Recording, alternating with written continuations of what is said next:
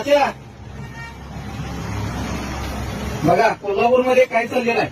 संभाजी महाराजांचं स्मारकाजवळ विक्रोळ कॉलनी कोल्हापूर या ठिकाणी एक मुसलमान व्यक्ती नमाज पढत आहे. काका तुमच्या इथं जवळ मस्जिद नाही का? हा मग इथं कसं काय तुम्ही नमाज पडायला लागला? इथं परमिशन कोण दिलं तुम्हाला नमाज पडायचं? हा मग कुठं पण पडणार का तुम्ही नमाज? उद्या तुम्ही 100 लोकांनी घेऊन येशील. कशाला तुम्ही काय इथं बसला ते सांगा. इथं काय नमाज पडला? तुम्हाला मस्जिद नाही का? हा नाही तुम्ही पडायचं नाही. इथं संभाजी महाराजांचं मारा. इथं काय हे पण आता ही पण जागा कब्जा करायला का नमाज पडून? बघा यांचा ऍटिट्यूड बघा.